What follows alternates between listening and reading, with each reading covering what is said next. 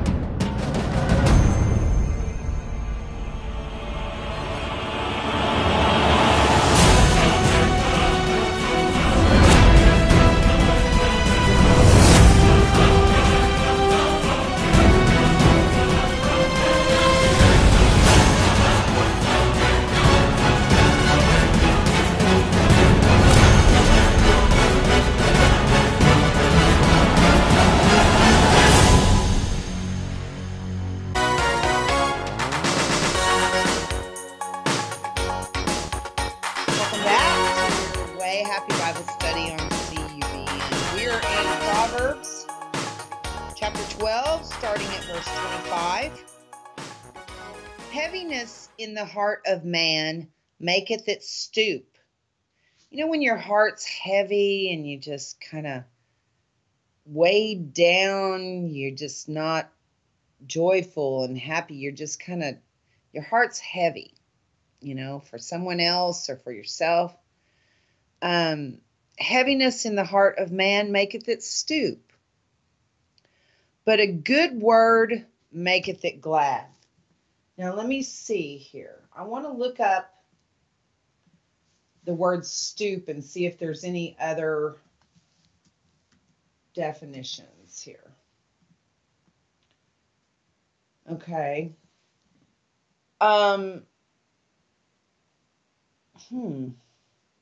That's interesting. We've got several definitions for the word stoop. Bend one's head or body forward and downward. Lower one's moral standards so far as to do something reprehensible. And I don't think that's, it says it's heaviness in the heart of man maketh it stoop. I think it's just kind of this kind of thing. The first definition. The downward swoop of a bird of prey. So I think that's the one, that it's causes you to lower your head, to just kind of sink down. So the heaviness in the heart of man maketh it stoop. Okay. But a good word maketh it glad. When your heart is heavy, it's hard to be bubbly and encouraging and lift others up. But a good word in due season especially, makes your heart glad. Okay? And it can lift you and encourage you and give you hope. In verse 26, the righteous is more excellent than his neighbor, but the way of the wicked seduceth them. Now, the righteous, those are those who believe God. Remember, Abraham believed God and it was accounted unto him for righteousness. Believing God is the definition of righteousness from the word. So it's saying that the righteous, those who believe God, is more excellent than his neighbor. So if you believe God, then you are counted more excellent than your neighbor who might be who is a tare. Okay? But the way of the wicked seduceth them. Not the righteous, but the neighbor who's the tare. The way of the wicked seduces the tares. Okay? In verse 27, the slothful man roasteth not that which he took in hunting. He goes out and he hunts and he kills, but he doesn't eat what he kills. He doesn't bring it home and dress it out and use it for food. He's just hunting for sport. But the substance of a diligent man is precious. A diligent man who goes hunting, what he shoots and kills is precious to him. That is his dinner. Okay? So he gathers it, he'll take it home, he'll put the effort in to dressing it and cutting it up and to portions and freezing it and preserving the animal in of all of the parts that are edible. And that is the substance of a diligent man is precious. He's not going to go out there and make the efforts to make a kill and then just leave it to rot. In verse 28, in the way of righteousness is life. The way of believing God is life. And remember, Jesus is the way, the truth, and the life. So the way of righteousness is Jesus, listening to Jesus. And in the pathway thereof, in Jesus' path, there is no death. There is no death. We may leave these bodies, but we don't actually die by the definition of death, by God's definition. Even when we leave our body, we don't die. And I just want to say, Karen, I love you. I don't know that you're watching because you're mourning your husband. Casey passed away this morning, and I'm so sorry, sister, for you to go through that. And my heart is with you. And I'm just so sorry that you're having to endure this kind of sorrow. Bless your heart. In the pathway thereof, there is no death. So see, Casey left his body, but he's not dead. He's happy. I'm jealous. He's able to see Jesus. And that's the coolest thing ever. But see, in the pathway of life, of Jesus, following him, there is no death. There is no such thing as death. We leave our body, but we don't die. You're still conscious and aware after you leave your body. So there is no death to speak of if you're walking with Jesus. Okay. Let's go straight on into chapter 13. A wise son heareth his father's instruction. A wise son is going to listen to what his father tries to teach him. But a scorner heareth not rebuke.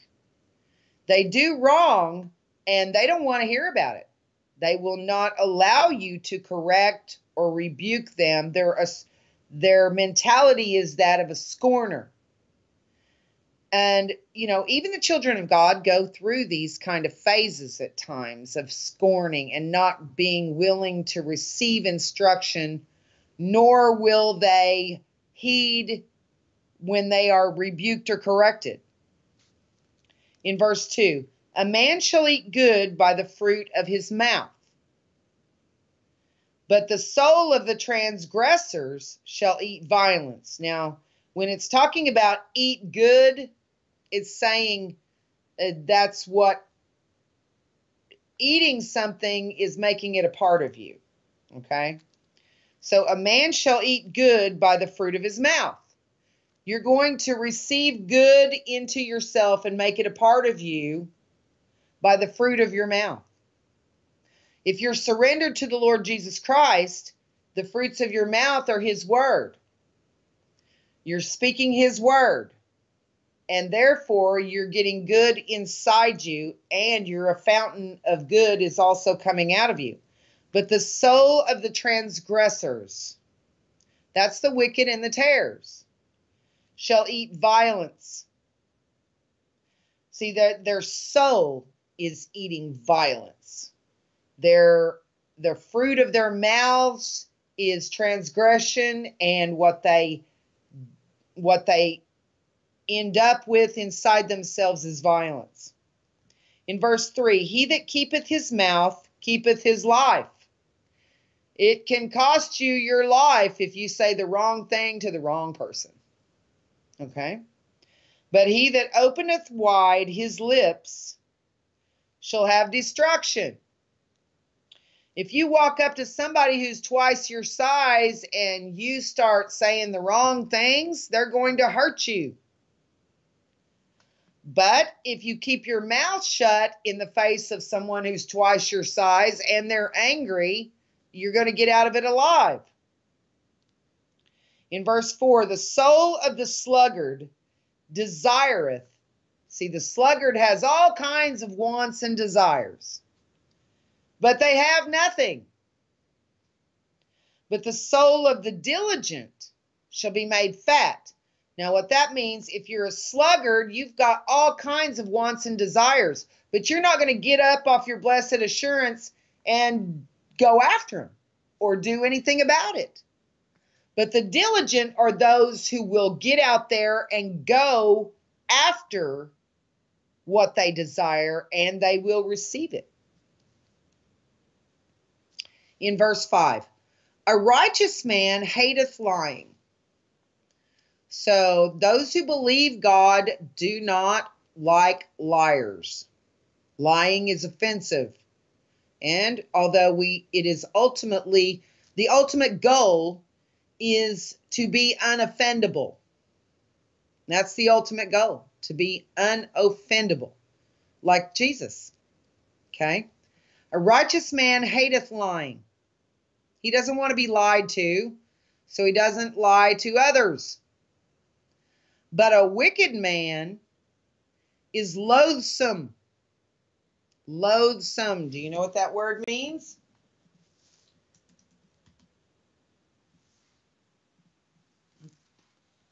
Loathsome means causing hatred or disgust. Repulsive. Okay? A righteous man hateth lying, but a wicked man is loathsome, which means causes hatred or disgust, and cometh to shame. He's going to be ashamed of himself in the day of judgment. In verse 6 of Proverbs chapter 13, righteousness keepeth him that is upright in the way. So if you are following the word, believing God will keep you on the path that God establishes for you. And he can keep you from evil. That's part of the Lord's Prayer. Lead us not into temptation, but deliver us from evil. For thine is the kingdom. Okay? So righteousness keepeth him that is upright, those who are following the word, in the way. Okay? But wickedness overthroweth the sinner. The wickedness is going to be taking a person down who is not under the blood. In verse 7, there is that maketh himself rich, yet hath nothing. So there are those who are workaholics. They just work. They are rich, but they don't have anything because they're too cheap to spend what they work so hard for on creature comforts. So they don't have anything. Their desires to be rich. And so they turn into misers, kind of like Scrooge. And they don't have anything because they're not willing to spend that they work so hard for on anything. So it's all that matters to them is just the accumulation of wealth. And they're not living as though they have anything. Now it says, there is that maketh himself rich, yet hath nothing. He doesn't have anything. Remember like Ebenezer Scrooge in the movie? He had all this gold, but he didn't live a luxurious type of life. He lived like someone who had nothing. There is that maketh himself poor, yet hath great riches. Now, how do you make yourself poor? What you work hard for and you accumulate, you don't keep it to yourself. You invest it in others around you who you see who need assistance. And so in doing so, It says, there is that maketh himself poor, yet hath great riches. So they work, but they don't accumulate a lot because they're distributing it among those who God shows them are in need. And so he makes himself poor by giving away what he works for. But it says, yet hath great riches. Things that money can't buy. Like a house full of children, love in the house, a good night's sleep, good health, a happy countenance. Money cannot buy any of those things. Money can't buy those things. But they are great riches and blessings to have them. And you can't, but so there is that maketh himself rich, yet hath nothing. Kind of like Scrooge.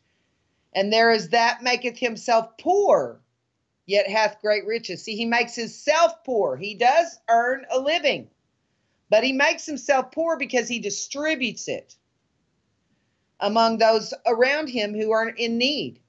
So he has great riches. He has a happy heart, and a thankful heart is a happy heart.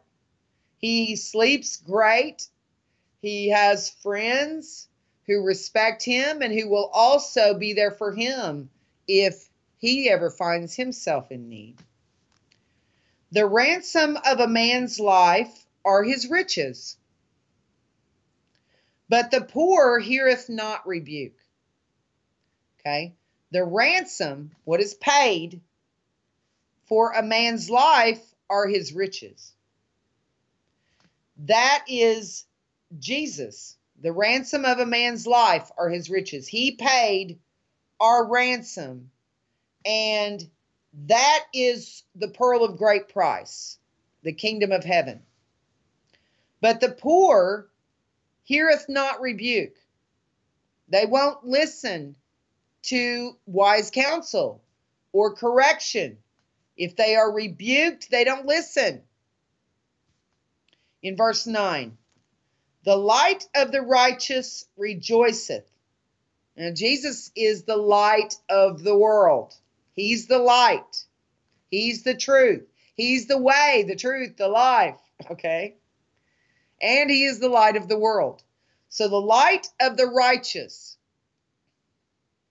Now, the word is a lamp, a lamp unto my feet and a light unto my path. Okay?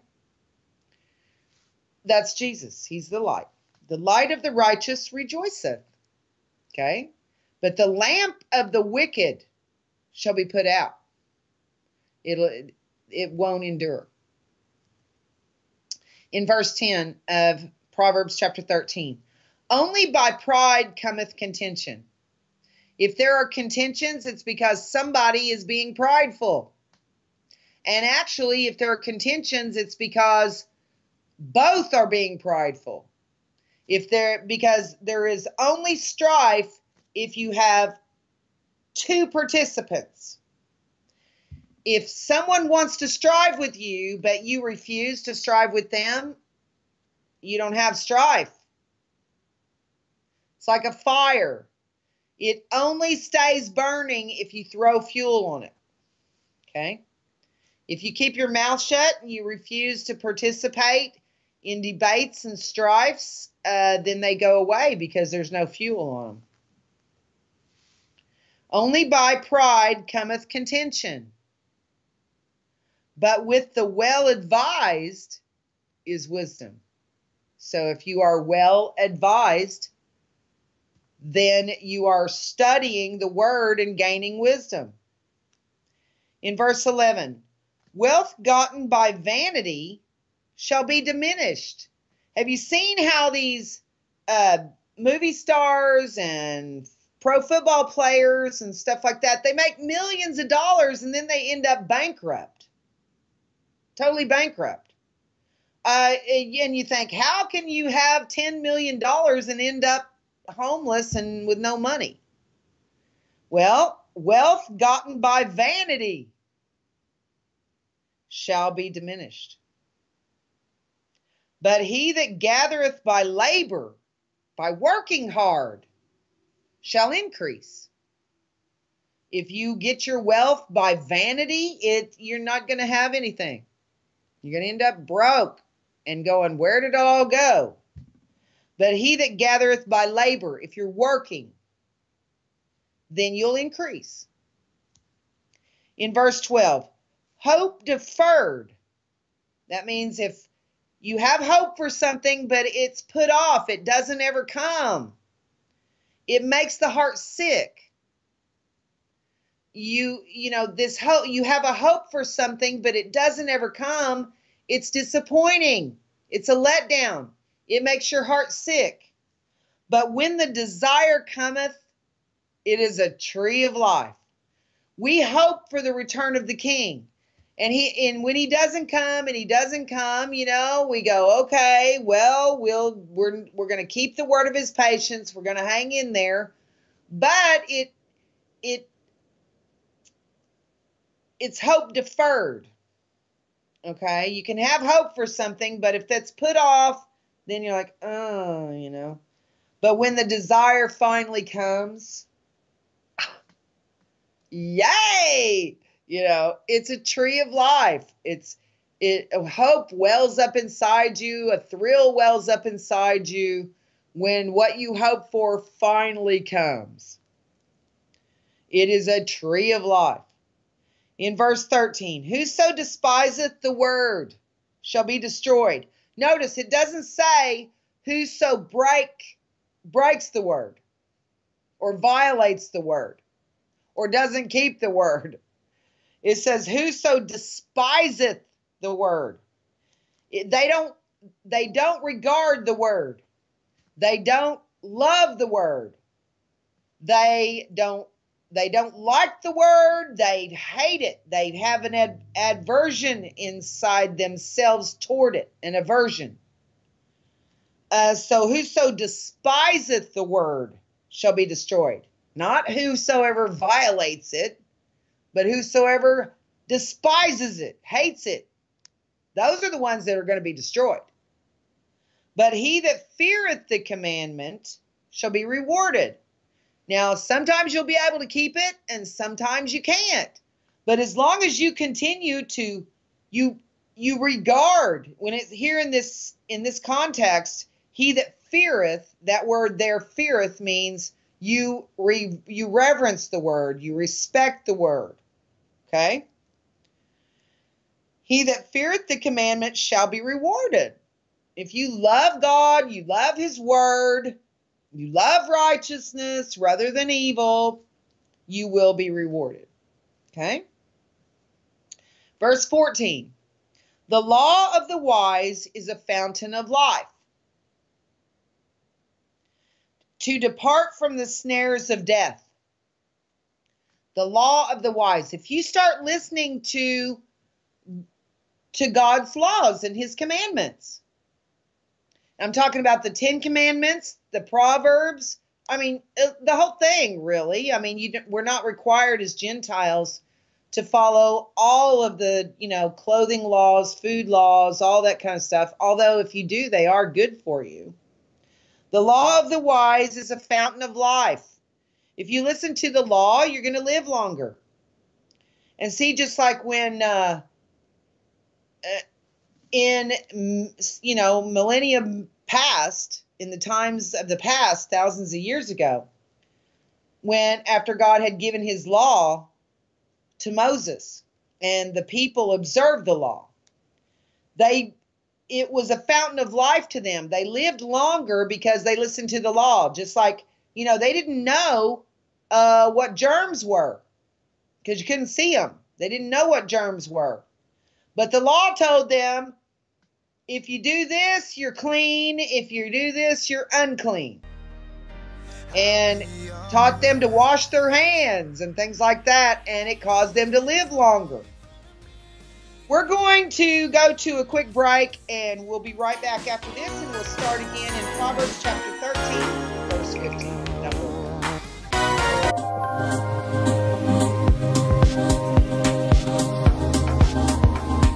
straight up.